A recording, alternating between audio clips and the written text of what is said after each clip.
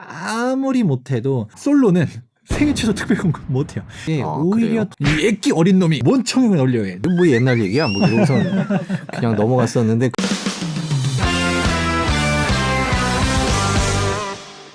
자, 몰스트리트 시작하겠습니다. 여전히 부동산이 어렵고 내 집 마련이 힘들다 싶은 분들 계시죠. 사회초년생들 그리고 신혼부부들을 위해서 저희가 투미 부동산 컨설팅 김재경 소장님 모셨습니다. 안녕하세요. 네, 안녕하세요. 자, 무주택자인 분들 지금이 내 집 살 때인가요? 그렇죠. 아, 그렇습니까? 바로? 네. 진짜 사회 초년생이라고 정의를 내려버리면 일단 내가 청약 가점이 현실적으로 되는가를 따져봐야 돼요. 네. 솔직히 서울 청약 60점대는 돼야 되거든요. 이 60점을 모으려면 아무리 못해도 40대는 넘어가야 돼요. 네. 신혼부부 특공이라고 말하지만 이게 사실상 다자녀 특공이라고 놀림받아요. 진짜 신혼부부는 넣으면 다 떨어져요. 왜냐? 자녀 숫자로 결정되니까요. 적어도 2명 이상은 돼야지 되거든요. 뭐 신혼부부인데 자녀 2명, 3명 어떻게 해요? 라고 하는데 신혼부부의 기간이 너무 늘려놔서 신혼부부가 7년이에요. 아, 신혼이 7년이요? 그럼 40대도 신혼부부일 수 있어요. 그리고 또 하나. 요즘 뭐 생애 최초 특별공급이라고 많이 들어봤을 거예요. 근데 이것도 잘 모르시는 분들이 있는데 생애 최초 특별공급은 혼인을 해야지 넣을 수 있어요. 솔로는 생애 최초 특별공급 못해요. 아이러니한 거죠. 진짜 내가 혼자라고 하면 특공은 다 떨어져요. 기준 요건 자체가 안 돼요. 그러니까 내가 청약 가점이 현실적으로 어렵다라고 하면 선택지는 2가지예요. 일단 민간 청약은 다 안 돼요. 그러면 진짜 상기 신도시가 있는 후보지로 전입을 하세요. 2만 원씩 청약통장 넣으면 민간 청약이에요. 네. 우리가 10만 원씩 넣어야지 공공청약을 넣을 수가 있어요. 네. 이전에는 사실 10만 원이 크게 의미가 없었는데 왜냐면 우리가 LHSH에서 분양하는 게 없었잖아요. 진짜 지방 아닌 이상은.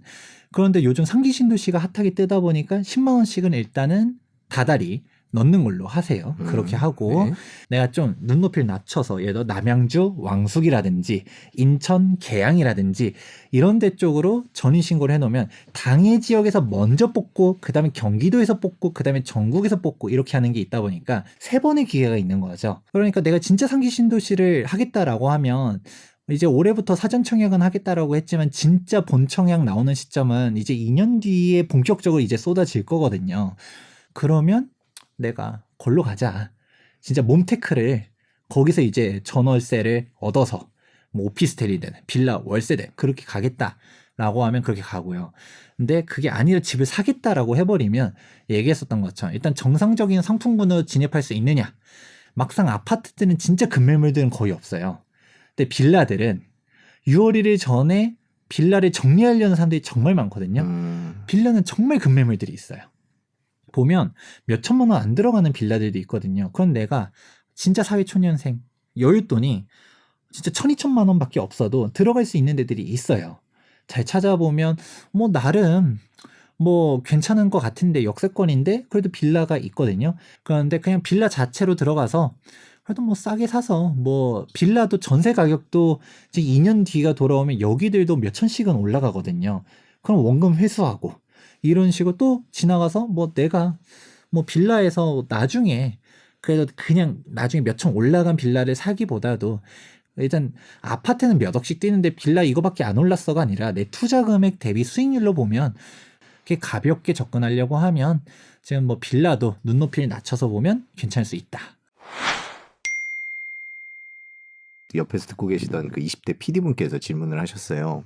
대학생들이 매달 5만 원씩 청약하는 거 그러면 의미가 없는 거냐 이렇게 얘기를 물어보시는데 어떻게 답을 해야 될까요? 청약 계속 부으라고 말은 해요. 근데 5만 원은 일단 아니다.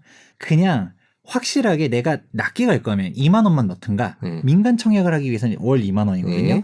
아니면 공공 청약도 노릴 거면 월 10만 원. 둘 중 하나로 가라고 해요. 이게 나중에 청약 납입 금액들이 일정 이상 충족해야지 청약 넣을 수가 있어요. 근데 그거는 직전에 다 납입해도 돼요.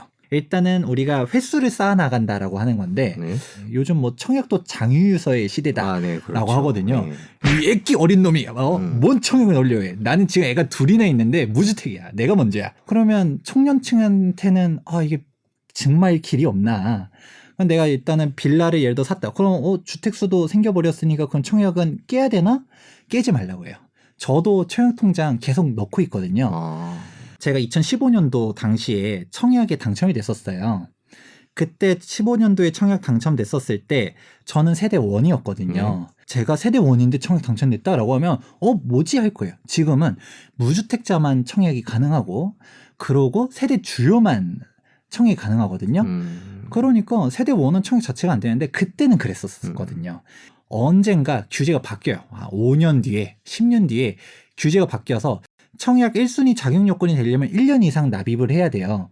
그때 가서 청약통장 가입해서 막 1년 동안 쌓아 나가다가 또 규제 바뀌면 그리고 2만 원, 10만 원씩 그냥 다달이 그냥 이거는 봉인해 놓는 적금해 놓는다라는 느낌으로 계속 넣어 놓다 보면 언젠가 기회가 올 수가 있다. 그게 방향성들을 잡고 가는 거거든요. 그러고 기회는 놓치지 말아라. 그때 제가 제 친구들한테도 청약 넣어라. 제가 수도 없이 얘기했는데 안 넣었었어요. 지금 생각해보면 반값이었죠. 그때는. 그쵸. 네. 그러니까 이런 식으로 내가 그때 청약을 하고 안 하고는 선택이에요. 하지만 기회는 만들어 놔라.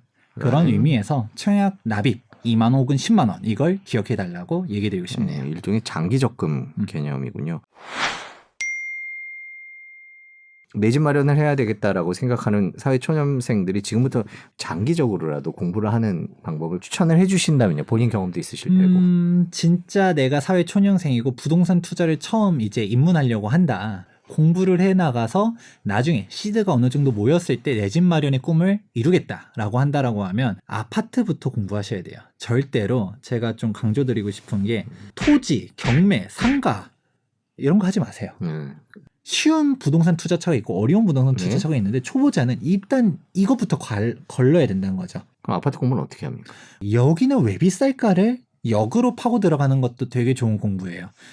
여기는 이제 요즘 사이트들이 많이 돼 있으니까 그냥 내가 아파트 가격 33평형 해가지고 기준점 딱 맞춰놓으면 여기가 더 비싸네? 그럼 이제 하나씩 이유를 찾아가는 거죠. 여기 왜 비쌀까? 학군이 좋네. 교통이 좋네. 편시설이 좋네. 연차가 떨어지니까 여긴 저렴하구나. 근데 연차가 떨어진다 해서도 다 싼 게 아니죠. 오히려 30년 차가 되면 재건축 노후 연한에 충족하니까 한 25년 차 넘어가기 시작하면 재건축 이슈들이 불면서 집값이 오히려 25년 차보다 27년 차가 더 비싸네. 이렇게 하면서 아파트 입지를 배우는 게 먼저예요. 이게 제일 쉽고요. 그래서 뭔가 책을 추천하자고 하면 본인 자서전 같은 책들 말고요. 동기부여 책들 이런 거 말고요. 뭐 경매, 토지, 상가 이런 거 책들 말고 입지를 나열해 놓은 책들, 뭐 예를 들어 서울의 역사가 이렇게 변해왔다 이런 것들도 되게 좋은 공부예요. 지금 2기 신도시들도 보면 처음에 입주할 때 가격대들 그냥 개판이었거든요. 그렇지만 지금 인프라가 갖춰지면서 올라가는 부분들, 그러면 나중에 3기 신도시도 어떻게 되겠다. 약간 오히려 역사 공부를 하는 게 오히려 그래요? 더 도움이 될 수 있다라고 저는 생각합니다. 저는 책 보러 가고 이거 뭐 옛날 얘기야 뭐 이러고서 그냥 넘어갔었는데 그게 잘못 골랐군요. 임장의 기술이라는 표현을 쓰던데 뭘 어떻게 봐야 되는 겁니까 지금? 그 현장을 나가가지고 이 동네 분위기를 보는 건데 이게 부동산 용어예요. 네. 그런 건데 지도상에서만 봤을 때는 잘 안 보이던 부분들 막상 가보니까 여긴 경사가 어마어마하네. 예. 이런 부분들 막상 대중교통으로 가봤더니 지하철에서 내려서 가는데 한참이야. 그러면 버스를 타려 했더니 버스는 있긴 있는데 배차 간격이 좀 기네. 이런 부분들 여기는 신축 아파트가 있긴 하지만 주변은 다 빌라촌이고 약간 조금 분위기가 좀 쎄해. 내가 살긴 괜찮아도 아이 키우기는 좀 위험할 것 같다. 이런 분위기를 느끼는 데가 그게 임장인 거지. 오히려 임장 안 가도 지도를 보는 스킬들이 늘다 보면 그냥 지도만 봐도 여기 금액은 어떻겠다가 이제 다 나오기 시작하는 수준이 돼요. 그러고서 임장은 맨 마지막에 그냥 아무런 제로 베이스에서 그냥 가서 설명 들어봤죠. 그냥 멍해지는 거죠. 미리 입지나 이런 걸 공부하고 가야 된다는 말씀이신 거예요. 네. 자신이 갖고 있는 시드머니에 따라서 어떤 식으로 접근하는 게 좋을지 간단하게 정리를 해주신다면? 인서울이다라고 하면 최소 2억은 필요해요. 일명 갭 투자라고 하잖아요. 매매 금액이 예를 들어 10억인데 전세가 8억이다. 2억 가지고 사는 거거든요. 이것도 미니멈 서울은 2억, 그럼 2억도 미만이라고 하면 사실 빌라밖에 없어요. 그런데 여기서 빌라를 굳이 산다라고 하면 최소 투룸, 쓰리룸 정도는 가라고 얘기 드리고 싶어요. 왜 그렇죠? 정상적인 주거 상품에 편입될 수 있어야 되는데 원룸에서 결혼하고 애를 낳고 이거는 안 되잖아요. 적어도 투룸, 쓰리룸은 되어야지 수요층들이 넓어지는 거죠. 대표적으로 오피스텔 들 수 있어요. 오피스텔도 진짜 안 오르거든요. 근데 몇 억씩 올라간 오피스텔들도 있으니 바로 일명 아파텔, 주거용 오피스텔. 전용 면적이 85제곱미터가 되는 오피스텔이 우리가 아파트로 따지면 한 25평 정도 사이즈 나와요. 3룸. 이런 애들은 몇 억씩 올라가요. 그러니까 정상적인 주거 상품군에 편입되어야지 수요층이 넓고 투자와 거주도 같이 충분히 충족할 수 있는가. 이게 정말 중요한 게 내가 당장 실거주는 할 생각이 없어도 누군가도 실거주를 할 수 있을 만한 컨디션이어야지 바람 타면서라도 올라갈 수가 있다는 거죠. 2억이 넘어가게 되면 아파트 갭 투자도 가능해요. 이 갭 투자라는 것도 기준은 잡아야 돼요. 무작정 강남이 최고야 하면서 강남 갭 투자 가시면 안 돼요. 내 현실적인 파일을 넘어서는 상품들이 있거든요. 거주가 불가능하면 그건 안 돼요. 나 그냥 차라리 좀 더 뒤로 노원구든 도봉구든 여기도 괜찮거든요. 여기를 내가 금액 사이즈에 맞춰서 사놨다가 여기 정도 전세는 내가 추후 빼줄 수 있을 것 같아.